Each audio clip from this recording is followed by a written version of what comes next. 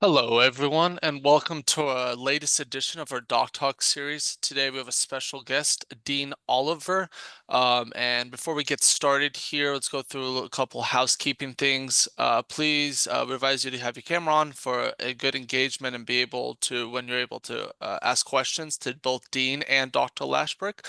With that being said, make sure that you type your questions in the chat or raise your hand. We're gonna do a quick little interview with Lynn, Dr. Lashbrook, and Dean, but then we'll get to a Q&A session later. With that being said, I'm gonna turn the mic over to Dr. Lashbrook.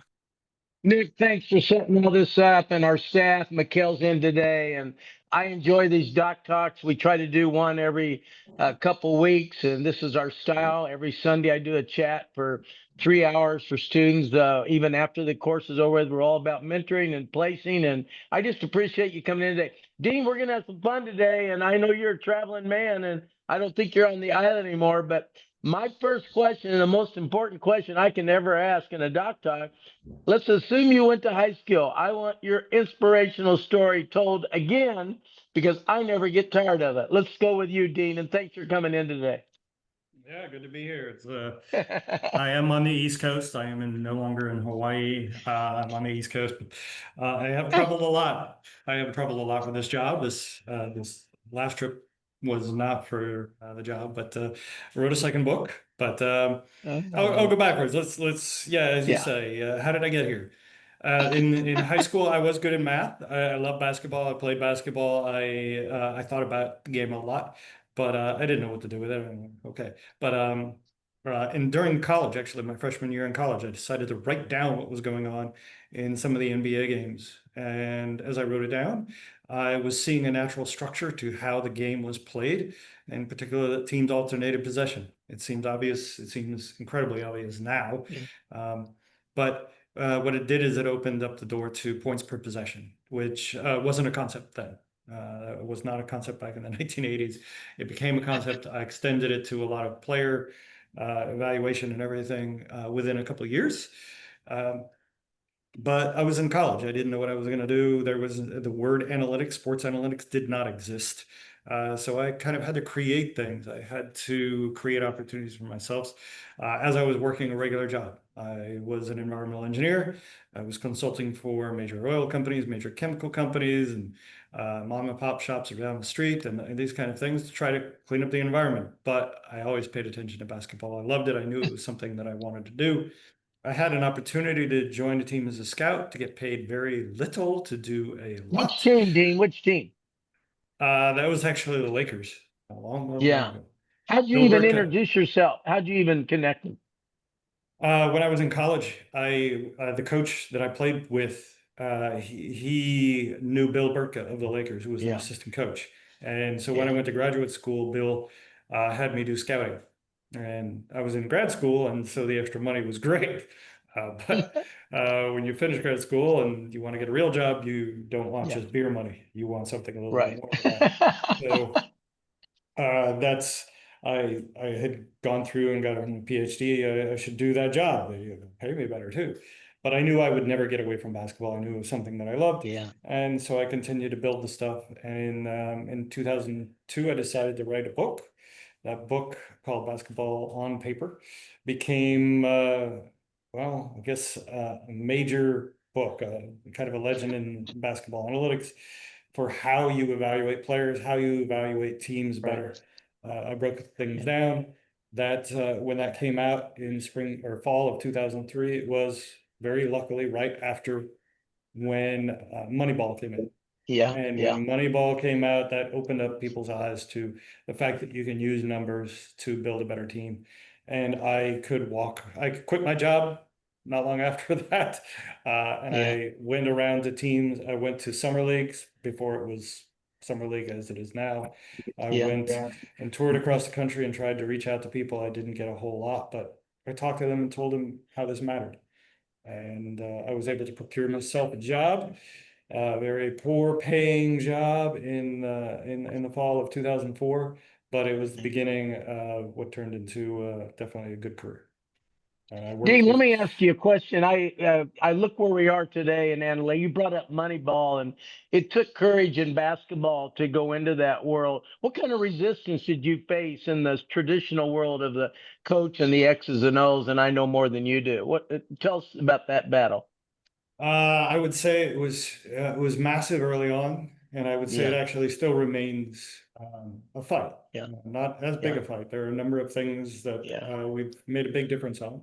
I think just the general concept that numbers can help you make decisions on not yeah. only the personnel level, Right, but on the coaching level.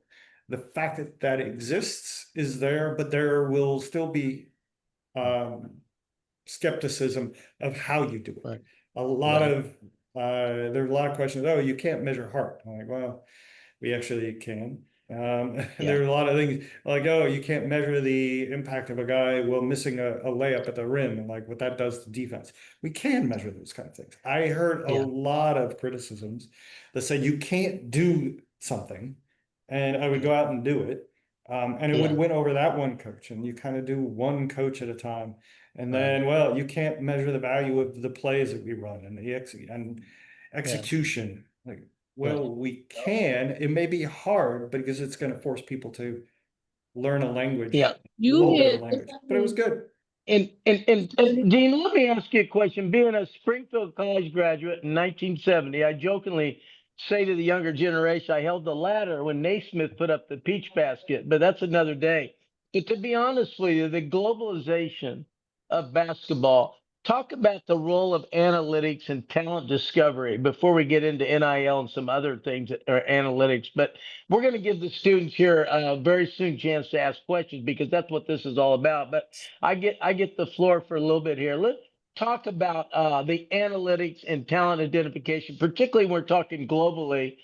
Not necessarily you see them every day, although there's a lot of scouts out there. Talk about the importance of analytics in this past draft, in your opinion.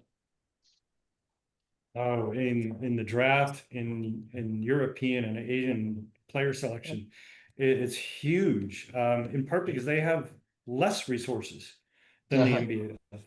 And so the resources associated with doing analytics are far less costly than sending people on the road to go watch Right, everybody.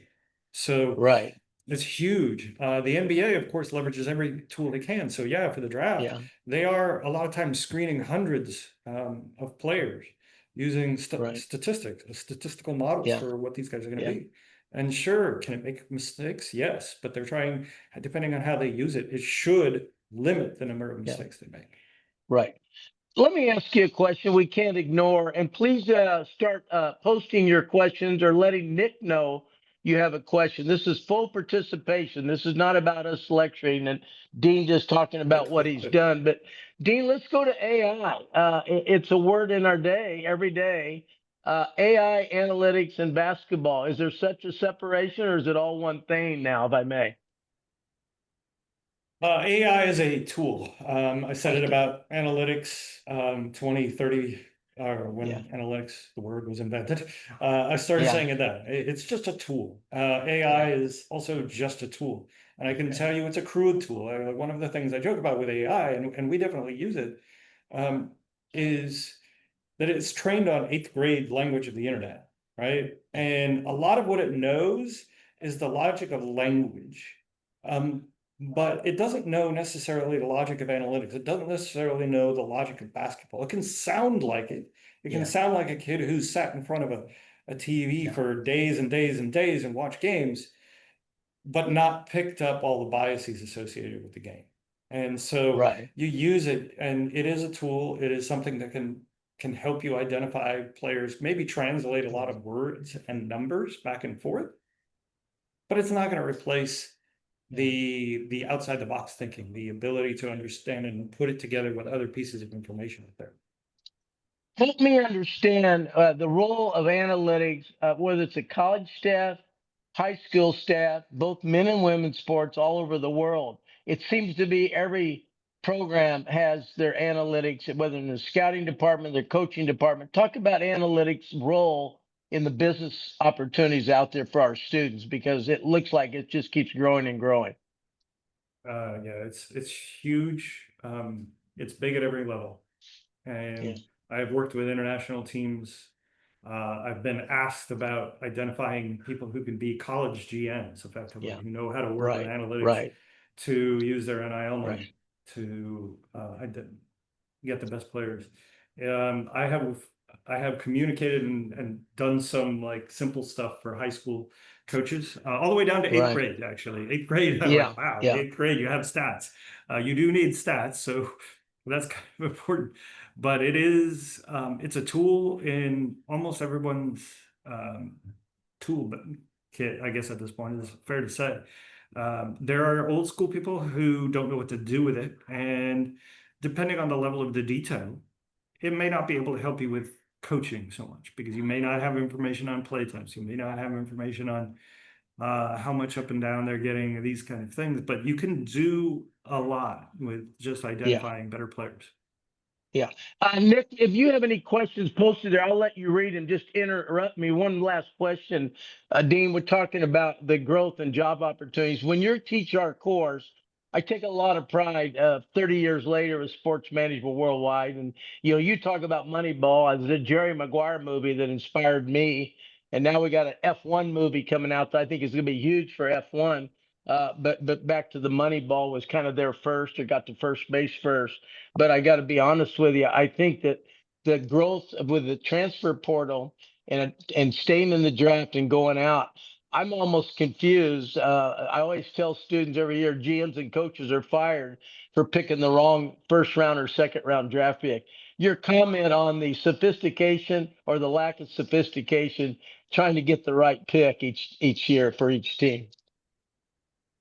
Yeah, it's tough. I worked in front offices, and my main job during part of that was player selection, whether it was in the draft or in free agency, how many years and how many dollars to give people in contracts.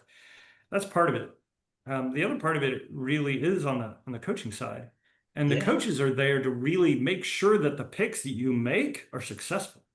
Like Yeah. Sam Presti is getting a ton of credit for the guys that he picked for OKC, but those guys will, and Sam himself will tell you that the player development staff, the coaching staff, Yeah. helps those predictions come true. And Yeah. so it is a team effort. And I Yeah. don't know all the details of what they do in OKC, but I know what happens in other places. And I document this in my new book about ways you can use analytics to Right. develop players. And so you Right. can make it so that they fail less, so that they don't have to be next on the chopping block. Yeah. Yeah. Let's go to one of our first questions. Please raise your hand or come up with your question. Maximilian Rizzi, come in with your introduction and question for Dean. And thanks for coming in, Max. Hi, yeah, thank you for having me. My name's Maximilian. I live in Delaware. I'm a graduate student at Georgetown University for the Sports Industry Management program. And my question was, in what ways are analytics, and maybe are there even any formulas that are used to predict the potential of a prospect 3 to 4 years or so down the road? Yeah, good question.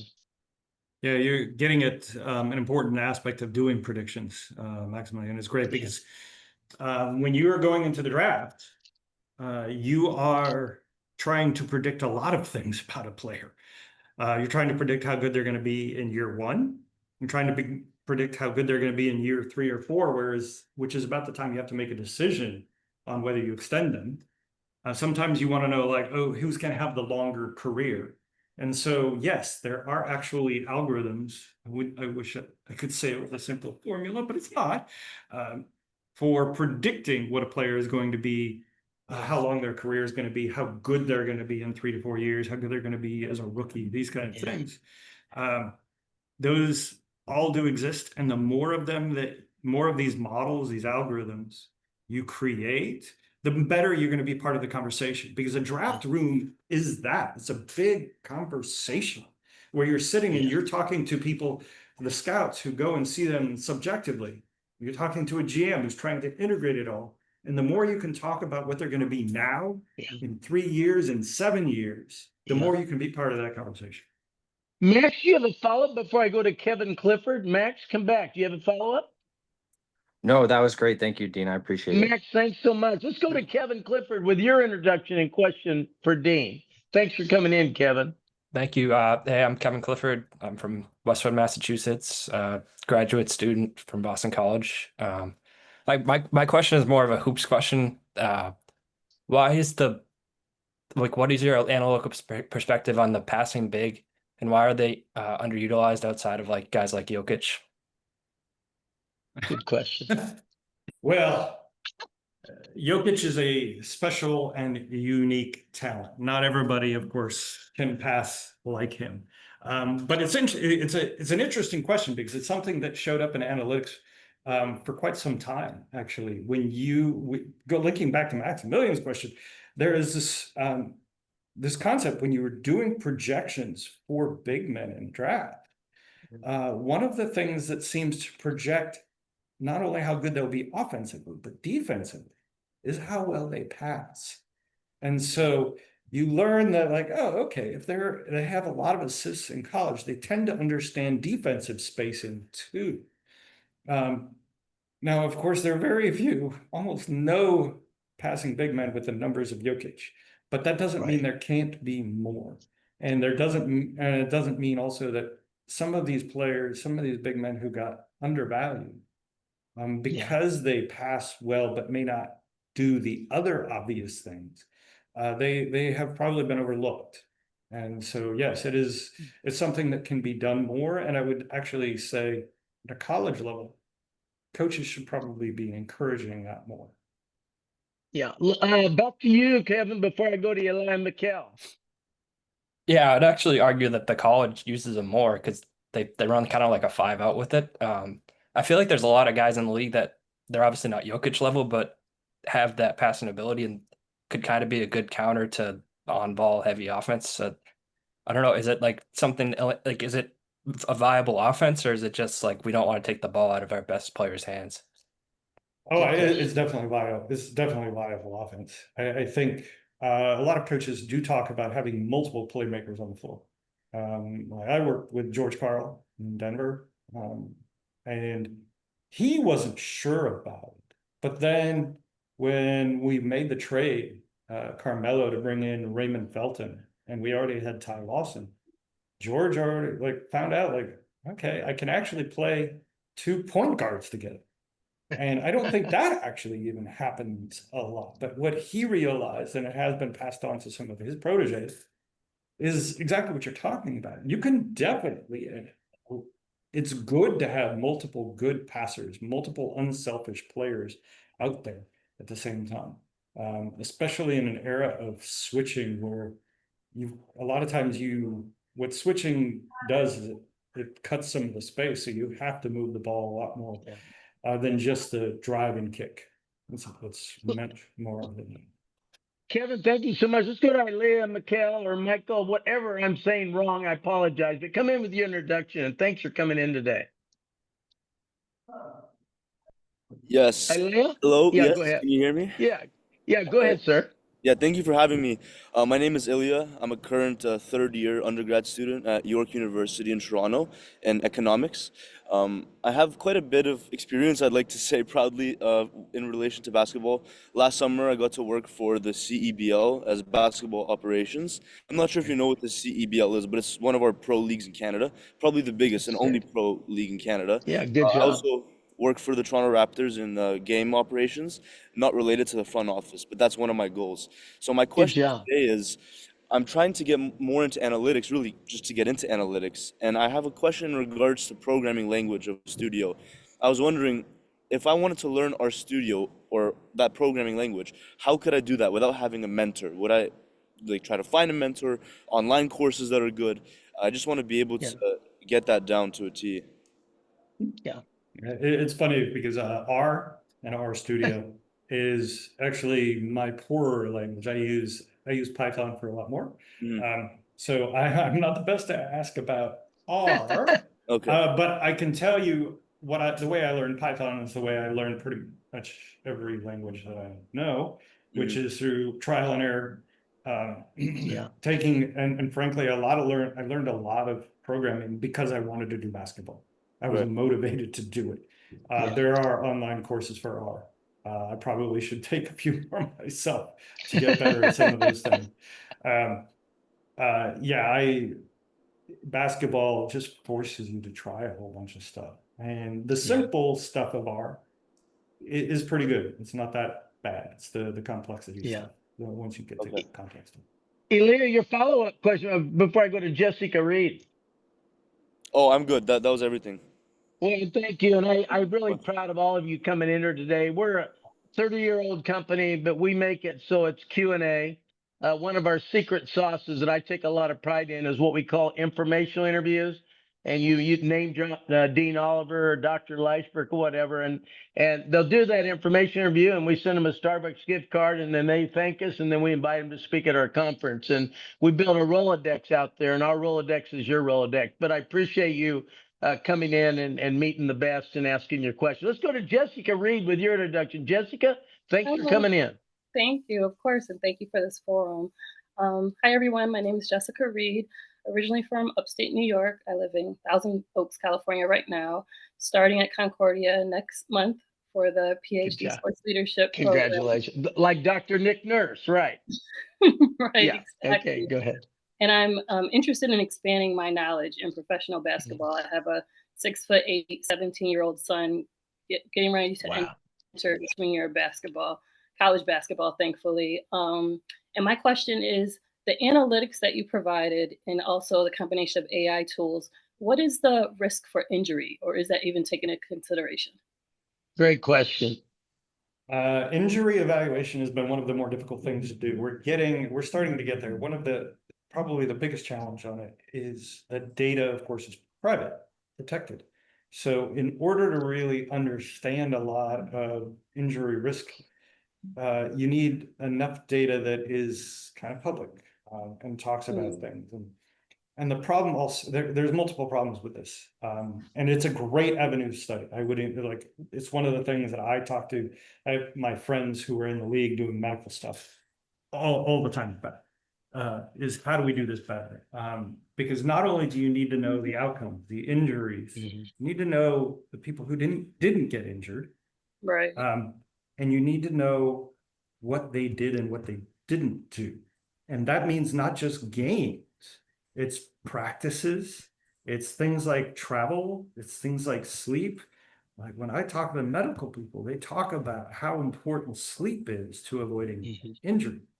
And there are plenty of players who don't get that regular sleep, and they've seen, there are studies out there. There are general studies beyond basketball that go into all of sports that look at the impacts of some of those things on smaller samples. So that kind of stuff is very good to study. Definitely when you go to college, there is whole sports medicine stuff that is worth reading and then doing better with some of the analytics that are out there. Jessica, your follow-up?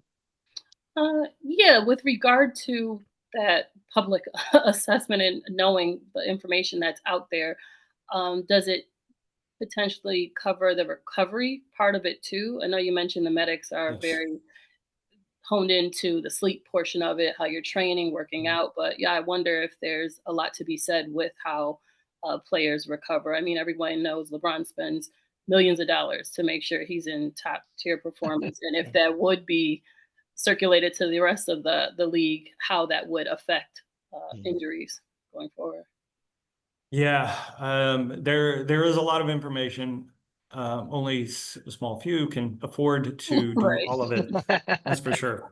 Those naps. But there is a good amount. There is a good amount of information. It's interesting when I talk to the medical staffs. They talk about something that can be difficult to do right, which is the relationship between the medical staff and the player. Because a lot of times you're getting information, you'll ask, okay, how much does this hurt? On a scale like 1 to 5, like, oh, okay, is this a 4? Is this 5? Like, oh, and they will say, you seem to be acting more like it's a 5, and you're saying it's a 3. It's a 3. And so some of this stuff is difficult, but a lot of the studies that are out there try to get past this, and some of them do it better than others, but they can definitely get at some of the things to do this right. I'd say it's a wide open field with a good backlog of information that is not that hard to learn. Thank And you. Jessica, I want you to know, I think it's exciting when we have more and more parents getting involved. Their child one is selection of college, NIL advice, mentoring, education, second career.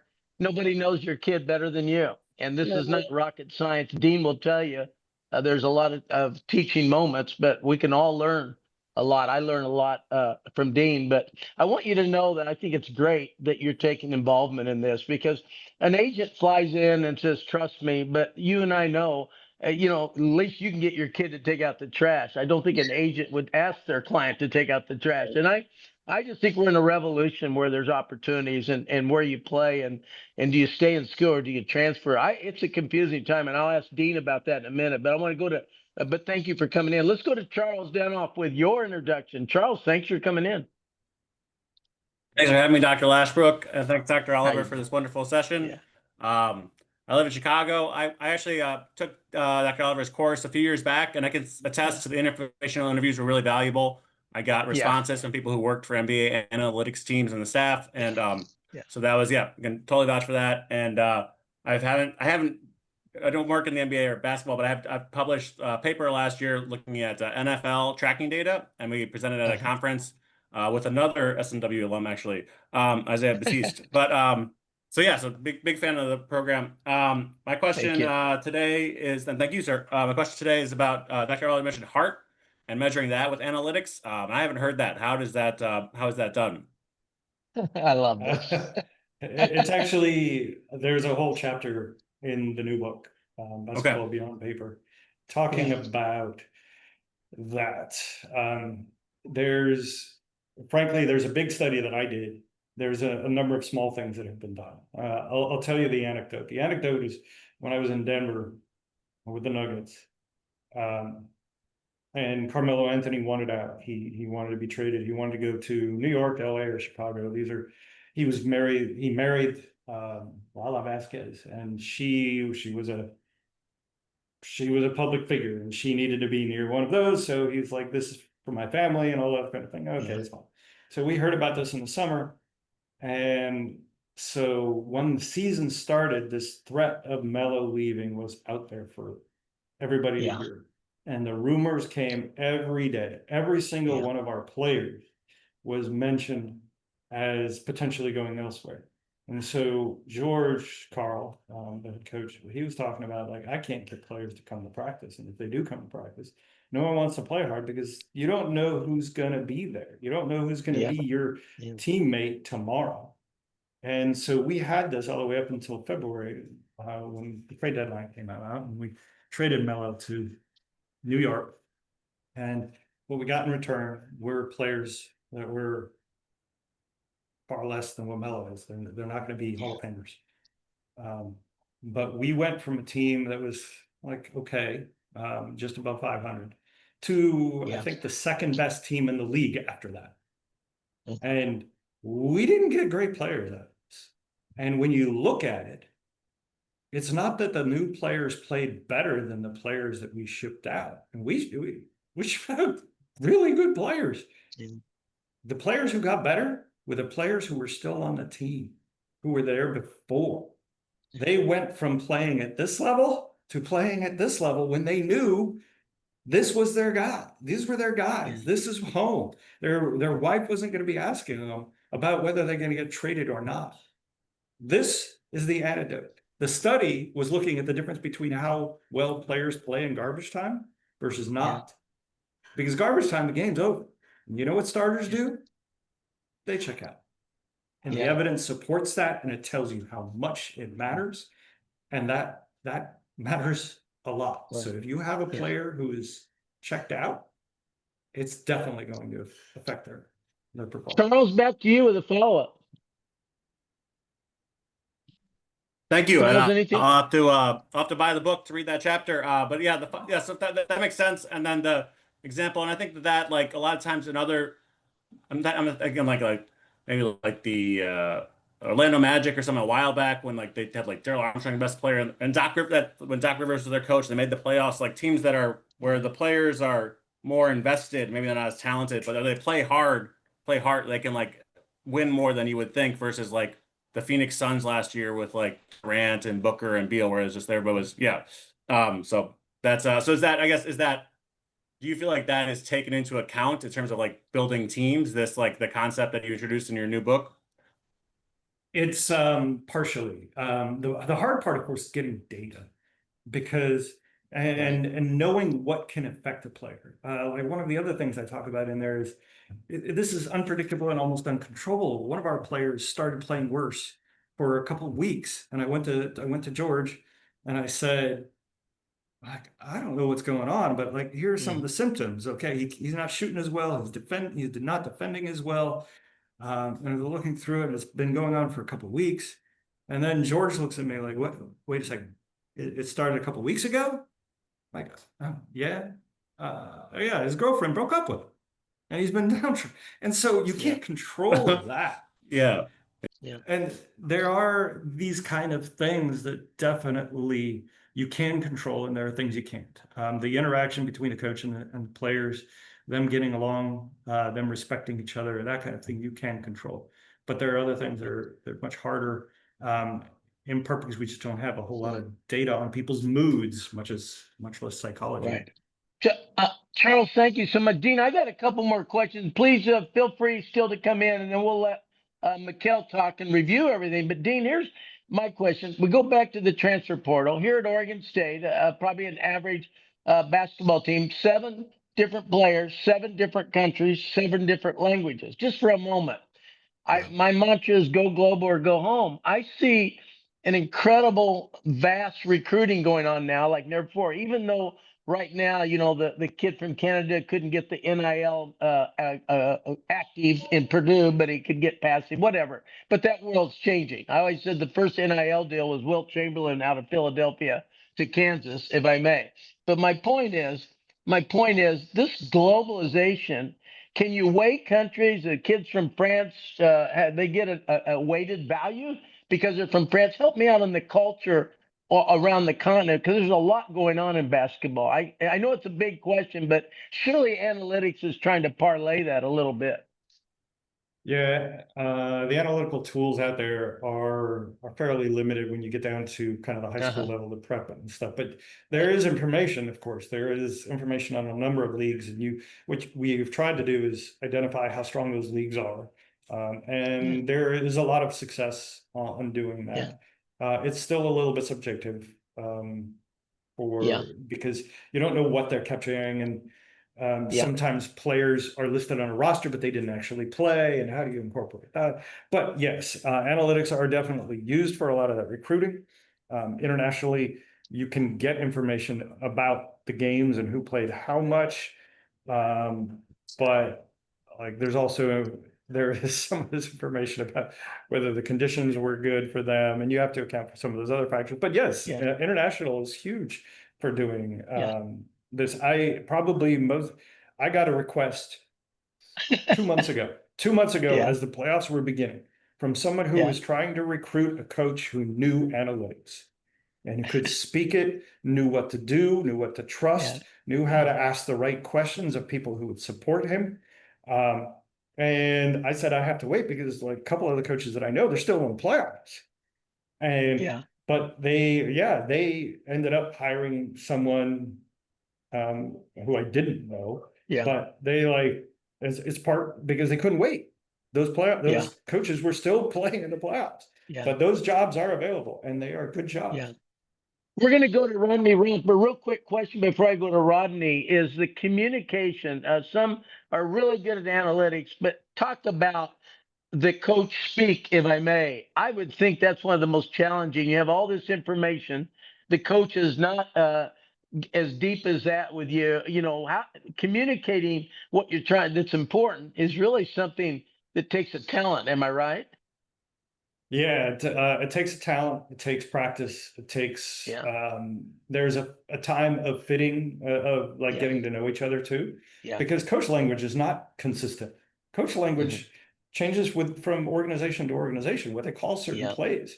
I mean, just the Spain pick and roll, which is also stack. And there's some organizations that call it one way and some another way. And if you don't know that going in, like, I don't know which one that one is. And sometimes a coach will say, how could you not know what that is? Yeah. And sometimes a coach will say, oh, it's Spain. Like you've heard Yeah. of Spain. Like, oh, okay. And it's Yeah. a lot of the communication is making sure that they can talk to you not only about Yeah. basketball, but about things beyond basketball. Right. Let's go to Rodney, Rump, with your introduction. Thanks for coming in, Rodney. Rodney, can you flip that on? Hello, can you hear me? Yeah, I can hear you. You got a bad hair day? Rodney, can you one more time, Rodney? There you go, big. Uh-oh. One more time. It's not. Rodney, go ahead. Yes, Go ahead. yes, my name's Rodney. I'm from Washington, D.C. Okay. Good to And have you.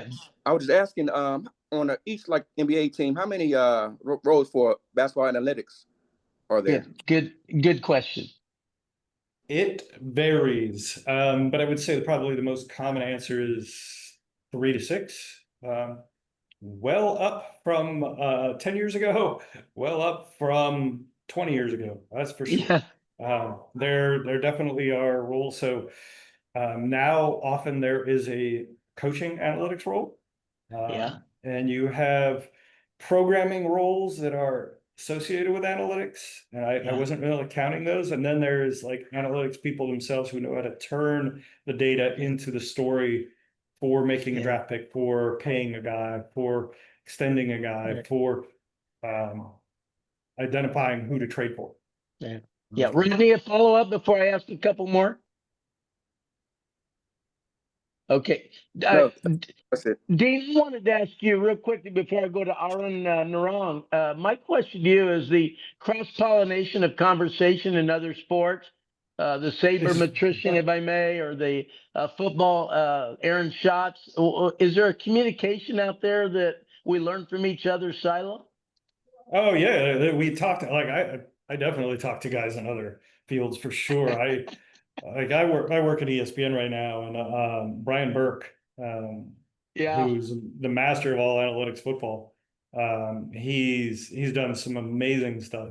Yeah. He and Aaron I've known longer than Brian, and I talk to both of these guys about what they know and what we can talk about too. Some of it is like the nuts and bolts of data collection. Yeah. But a lot of times, it's fun to talk about the game Yeah. itself. So what like 2-point conversions and all that kind of thing. No, I love it. Let's go to Narang with your introduction. Thanks for coming in. Yeah, I thank you. I'm really interested in player synergies. Introduce yourself, where you are and who you are. Oh yeah, my name's Arya Narang. I'm from the Chicagoland area, northwest suburbs. And what do you do for a living? I work as an investment analyst. I trade and recommend stocks. Good job. And where'd you go to college? Indiana University. Oh, it's a good school. Good to have you in. There's a little basketball there. Yeah, it is. Speaking of movies, Hoosiers wasn't a bad movie. A lot of analytics in there, right? Go ahead with your question to Dean. So yeah, I'm really interested in player synergies. So like, what is this player with another player? What is this player in another situation? And something I really noticed is like NBA. I don't think the NBA really like has a good like analysis on player synergies. Like I've seen go with Nikola Jokic on the Denver Nuggets. Many players will play really well with him, and as a result, some players are going to get contracts that are overvalued. Like look at Bruiser Brown getting a 2-year, $40 million contract. But like, why in every other situation, Bruiser Brown is not worth that money. Look at Contavious Caldwell-Pope. He got 3 years, 66. And I'm just That's like, your opinion. Let's see what Dean says. I want to hear the other side. Go ahead. right? And I'm just like, you could argue he's worth 3 years, 66 on the Denver Nuggets, but he's not worth 3 years, 66 on every other team. And I'm just like, how is you as a front office guy know that if a player's in this situation, he will not be producing like he did on that team? And if a player is on this team, he'll perform much better if he's on. Yeah. Good question. Go ahead, Dean, before we go to Cedric. So I will tell you, there is a chapter in the new book. I don't like to just plug my book, but there is an entire chapter on fit and synergy. Yeah. And it gets at exactly what you're talking about, and it gets at the tendency to make that exact mistake, that you don't see the value of players independently of each other. And you like Pope. Pope played for us in DC, and I think he's a great guy. KCP were like, oh, okay, yeah, he got a lot more money than he probably was worth. Now, he might have been worth that. That's the thing, is he might have been worth that in Denver for Jokic, because they played well together. Basically, their skills add on to each other. And without Jokic, or without Pope there too, it probably does hurt Jokic a little bit as well. And they weren't a great three-point shooting team. And so isolating that value of fit and synergy is tricky. I actually talk about it in the book, that there are certain situations where it's easier to identify fit than others. But I also have a formula in one of the appendices for kind of how to measure it. Okay, good. Ryan, real quick follow-up before I go to Cedric. No, that was perfect. I thank you for answering. Thank I you for also coming in. Thank you. I also purchased your book a while ago. I just haven't gotten to it yet, but thank you. There you Take a go. course Take a and look. get to know him even more. The book doesn't talk back to it. Let's go to Cedric Rutten with your question, then we'll pass the mic to Mikhail. Yes, how you doing? I'm Cedric. I live in Phoenix, Arizona. I'm an aspiring sports agent, but I graduated from the University of Phoenix in September. Love it. Congratulations. Thank you. Thank you. I appreciate it. Yes, my question is, what's the difference like between FIBA or Euro basketball and the NBA as far as getting a player? And what's like, is it for the overseas difference? Is it, you think it's more easier to get into their realm of basketball than the NBA as far as getting a player? Well, let me, being an agent, Dean, I want to answer real quickly. It's all about relationships. And if you get a Ralph Dawkins out of Louisville, an undrafted free agent Louisville, you might get Brian Dawkins out of Clemson, a Hall of Famer. My point is that what you have over everybody else in the world is location and relationships. And with NIL now, it's impossible, like an Uber driver, it's impossible not to find a passenger. I'll let Dean answer the analytics of the agent world. It's a great question. I'm proud of you. But that's how we start our company. Everybody that wants to get into the business side can be an agent tomorrow with one player and meet all the GMs and all the analytics. But Dean, your comment on agents and analytics, because obviously the big agencies have lots of analytics in their staff. Yeah, they do. It is not their first weapon, as you kind of highlight. Relationships are huge. Relationships are huge.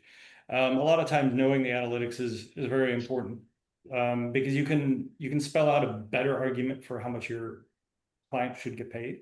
Yes, for sure. And furthermore, you can play defense better when the other side has their own analytics to say, I don't know if we would pay him exactly that much. And like one of the most common thing that goes on when you're negotiating a contract is you identify similar players. And there are tools and analytics that actually help you identify similar players. And that simple step of reminding you that, oh, this player got 27% of the cap, and you're like identifying only these players who get like 10% of the cap. And so like, this is actually a very similar player and he got a lot more. And that's a simple thing that analytic can help you do. Yeah. Okay. Hey, Dean, before I go to Max Millen, one more question, and I'll have Mikhail come in. My question to you, many are coming to the NBA conference that we do every year. You've been there a long time. And give somebody a little insight of what they will witness or experience in Vegas this weekend. The Vegas experience has changed a lot. Certainly the games are great to go to. When I went in 2003, 2002, I think the first time I went, the ability to actually talk to head coaches and management was great then. Yeah. It is less now. There are more people, but they tend to build a little bit of a wall. But you can still do it. If you know people by face, walking the halls there at the games, it's very good. And they have to walk between games too. And so I wouldn't analytically say speaking. I wouldn't say you have to bug them, but Right. sometimes you just say hi, like I recognize your face. My name is Arian, or it's like, okay, you Yeah. say that, and they're like, I do analytics. I just wanted to say Yeah. hi, move on. Yeah. That kind of thing is great. The conference itself, obviously, a lot of opportunities there to talk to people, Yeah. on It's gonna be stage fun. and afterwards, and Yeah. we talk about a lot of different aspects of the sporting worlds, which Lynn Yeah. has put together. Thank you very much. Look, two more quick questions, Max, and then we'll go to Azurite. If she has a question, and then I'll bring it to Mikkel and Dean. I sure appreciate you taking this hour. I can't wait to read the new book, and I'm just excited. We're lucky to have you on our faculty, and lucky to have you as a friend. Go back to Maximilian. Go ahead, Max. Great, thanks. Yeah. I just going back to the synergy topic that Arian brought up earlier. Do you feel like Oklahoma City obviously just won the championship and they prioritize rebuilding their team through the draft. Do you feel like that offers increased synergy compared to rebuilding your team through trades or free agency? Yes. No, probably. I would say yes, and it depends a little bit. So here's why. So it does, because you can kind of grow together, and there is I know from a study that I did with Ben Alamar not too long ago that familiarity with teammates makes a difference. It makes your shooting percentage go up, not a small amount. It's a big amount. And so what happens is that carries over from year to year. So yes, so if you are together longer, that carries over. And so yes, it would matter. Now, obviously, you can build through trades too, and have players there for a couple of years at the same time too. But what you're talking about is definitely true. The synergy aspect. There are things that we can measure about it easily, and there are things you can measure about it in a more difficult way. And I've seen it matter definitely. It's old school lore, but it's measurable, and it's incredible. I think it obviously it helped the other team too. I mean, it helps the other teams as well. But Thank you. Let's go to Azurity. Last question, and I'll ask Mikkel to come in. And Dean, it's been fabulous. I sure enjoyed it. Go ahead, Azurity. Azurite? 1, 2, 3. We got man on the moon. We sure can't wait forever. Okay, can't unmute get yourself. it. Yeah, right. I think she was driving. So let's go, Dean, again. Go ahead. I had a quick question. Yeah, go ahead. I just want to know, I just noticed that there's like is there a partnership between like the African NBA League and the regular NBA League that's occurred? Great. How do you see that market to kind of growing as far as like future wise, as far as it being like a league that's going to grow? And how do you see like other countries that are partnering with the NBA like that? How do you see other countries being able to maybe see that as an opportunity for them to be able to tap into like the NBA as well? Yeah. Go ahead, Dean. Yeah, I know the NBA has been involved in Africa for a very long time. The growth of the players there, the growth of the leagues there, goes in fits and spurts. But there have been very prominent people, and it's not just Masai Ujiri, who was within Toronto and grew up in Africa. There are a number of other people who have gone to Africa for the sake of they volunteered their time. They've gone and they've helped build that. I think it's going to continue around the world. I think it's not just Africa that the investment the NBA makes. They know that if they try to build up the basketball skills of a region, those people also become fans of the NBA. So it's a business decision, and it's something that, like, it's good. There is a spirit of we're all in this together. If it's helping you and it's helping me. Yeah. So, and this has been around for a very long time. It's not just Adam Silver's doing. It's a full belief. Go global or go home. Kennedy, we'll go with you real quickly. Eric Walker. I don't want to just respect anybody, and then we got to cut it. But Kennedy, go ahead. You got to unmute yourself. We got a man on the moon. Let's go to Eric Walker. Got to unmute yourself, because I'm not going to make Dean go over the hour. Okay, Nick. Who is it? This is Kennedy. Yeah, go ahead, Kennedy. Yeah, Dean, I wanted to ask you, what books did you read, or just in terms of just building your basketball knowledge, and becoming, where you are today? Yeah, that's a good question. It's interesting. I read a book called Defensive Basketball by Frank McGuire. I read that in high school.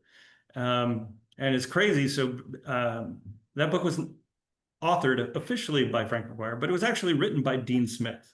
I didn't Oh, actually wow. know that until years later, when I was actually working with a coach who knew those guys very well. And he Yeah. said, like, Frank didn't write. That's all Dean Smith's doing. And so I read, and coincidentally, I read Dean Smith's coaching book when I was in college. And so I read some of that for sure. And I generally encourage people to kind of read coaching books. You don't have to read anything by necessarily the great masters. There was another one who's that I read, and I'm blanking on the coach's name, but he was coach of a program in New Jersey, a high school program in New Jersey. It was great. Oh, I remember. Yeah. I don't necessarily read a ton of books, but I will read things about them. I think now, of course, it's not just books, but blogs. And there are good blogs out Yeah. there on coaching. Sometimes it's the mechanism, the mechanics of it. Sometimes the philosophy. And I think both of them are relevant. Pick what Yeah. resonates with you. Yeah, that's good. Eric Walker, real quickly. Okay, and Aja Finley, last but not least. Can y'all And then hear we're top me? of the hour. Yeah, Yep, go we ahead. got Okay, Thanks you. for coming in. awesome. Thank you, because it didn't let me talk earlier. So my name is Aja Finley. I'm originally from Atlanta, Georgia. I was based in Las Vegas doing journalism for the past 6 years. Right now, I live in the Pacific Northwest. I was a college student at UNLV in communications, but right now I'm in transit. I'm in transit. So my question would be this. Coming in from journalism, my niche is public relations. The sport that I was doing journalism on before was poker.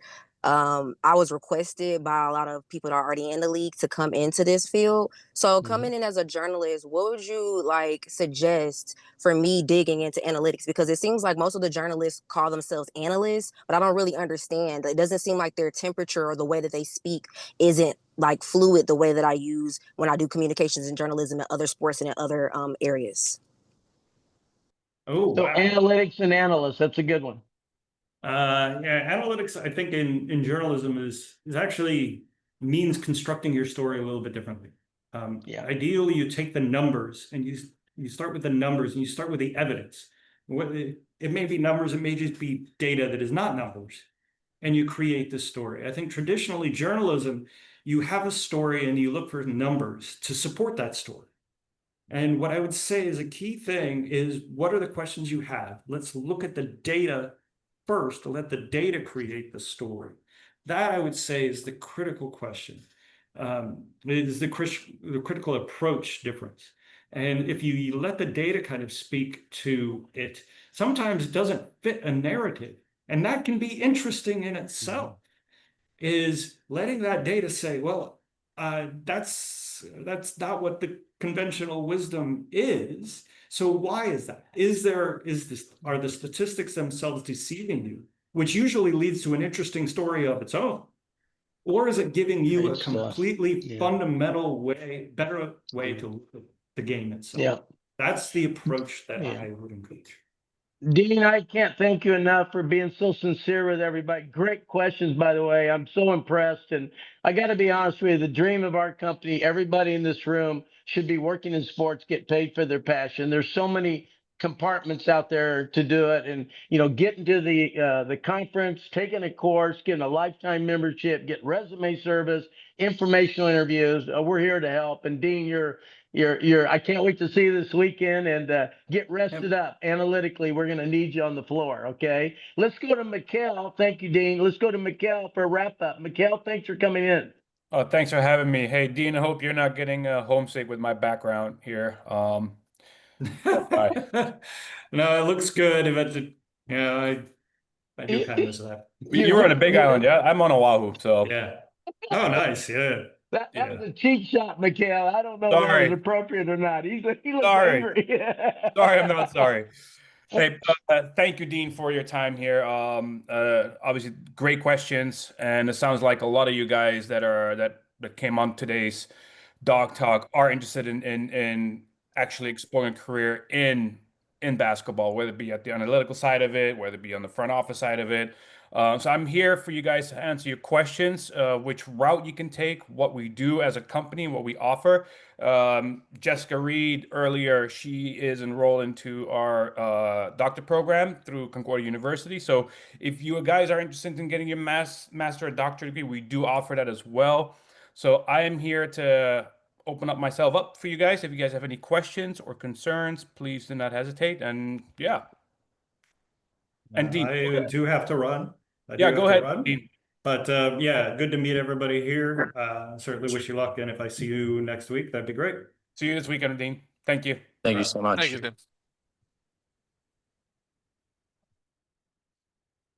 All right. Any questions from you guys? Just real quick, Mikhail, if you don't mind, just No, not at all, tell man. me a little bit about yourself, just because first time meeting you, and it's nice to meet you. Oh, yeah. My name is Mikhail Suji. I'm the Director of Soccer Operations for Sports Manager Worldwide.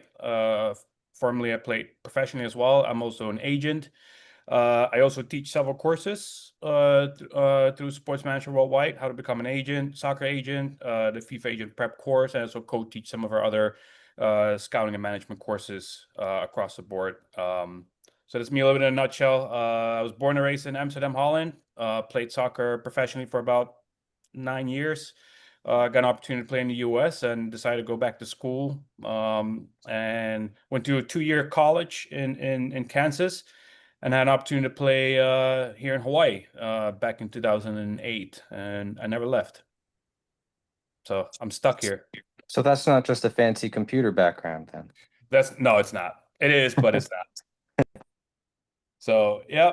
So no, so that's and the funny thing is, guys, how I found out about Sports Manager Worldwide, I was actually involved in a deal with an MLS team, Major League Soccer, and a very well-known player in Europe. And how I got across to Sports Manager Worldwide was one of the front office people, one of the technical directors at the time at Real Salt Lake, said, "Hey, you know what? You should become an agent. Why don't you check out Sports Manager Worldwide?" So that was in 2015, and I ended up actually taking the soccer agent course, and it opened up a lot of doors. I've represented players, athletes from all sports across the board. I've got involved in major distribution deals when it comes down to film, commercial space, working with businesses and companies and brands. And now I'm the director of soccer operations. So it's I speak it to as a testament to the company, but also I know what SMWW has done for me as personally, and going to all these career conferences. Even though soccer is my forte, I love every single sport, and that's why I'm there. I network. It's you get to rub elbows with a lot of execs, coaches. So yeah, I've built a really good Rolodex myself, and it wouldn't have happened without SMWW. That's really great. Thank you. Yeah, man. Jessica. Yeah, as you bring up conferences, I was debating whether I should go to the one in Vegas this weekend by myself or with my son, just to give him exposure to that and see, okay, this is where you could ultimately be in the next 3-4 years. Would It's it be beneficial for him as a 17-year-old kid to be in there? it's They're going funny. to be like, what are you doing here? It's actually funny that you mentioned last year we had a woman's in your same exact in your same in your shoes. She actually ended up taking our basketball agent course and our athlete management course, and her son was one of the top prospects in high school. So she brought him here. Actually, she brought him to our conference, and Mhm. so yeah, it could be immensely beneficial just to Okay. be able to introduce yourself to some of the people that you normally don't run into, just by walking. Right, So right. yeah, Okay. Yeah, I guess you answered that for me yeah, then. We'll be there. yeah. Thank you. Great question. Anybody else, guys? I guess just quickly, like, are the panels recorded? Because I mean, I'm out in Massachusetts, so I don't think I could really make it to Vegas. No, they're not. Maybe something we can look into in the future, Nick, and at some point. But yeah, I don't. Not at the moment. And here the thing is, these conferences are designed to network, right? So that's why, usually those conferences are hardly ever recorded, just because it's an in-person interaction. Yeah, but no, it's actually a good request, Mixliano. Any other questions? If not, well, thank you everybody for coming to our latest edition of our Doc Talk series. I know, thanks, shout out to Dean for coming on and really good questions, and to be able to share, what's like to be in a basketball analyst, both on the front office side of you and how do you get to that role. And thank you, Mikkel, for coming in, and Dr. Lashbrook as well for help sharing their insights from their own personal path and what some of the services that SMWW has to offer. As you guys saw in the chat, you can check out Dean Oliver's class, Basketball Analytics. If you're going to the career conference, you can even get opportunity to speak with him more. And then if you want to be able to learn from him personally, I would highly recommend taking this class, even if you're interested at all, in joining the basketball analytics field. I know there was a question earlier about learning R, and there was Python mentioned. We do have a sports analytics and AI class taught by Ari Kaplan, who is actually voted most influential AI influencer of the year, with his impact as a Caltech grad, top 25 Caltech grad. And then as someone who's the head of evangelism at Databricks. So that's also a really good option. And then you guys have heard about the career conference as well. So yeah, I mean, SMWW was built to help people get jobs in sports. There's multiple paths. There's not a one shoe fits all method. You just got to use what your experiences are, your background, and how to move forward with that. So if you have any questions, feel free to, you can contact myself, as you have my email. And then, or if you have a general question, you can contact info@smww.com. The recording will be rendered here in the next day or two. And once it is, I'll send it out to all the Doc Talk registrants as well. Also, real quick before we leave, you guys are all assigned a sports career advisor, and they will follow up with you. I've already followed up with most of you guys that were in today's chat. I did that this morning, so look in your inbox. And there's some more course overview in regards to basketball. So, but yeah, keep a lookout for a phone call or an email. And then just and if you do have further questions, do not hesitate to reach out to your career advisors. Okay. Exactly. Well, thank you guys for coming again. And I hope you guys have a great rest of your day, and hopefully see you in Vegas. Thank you, you too. You guys. Aloha.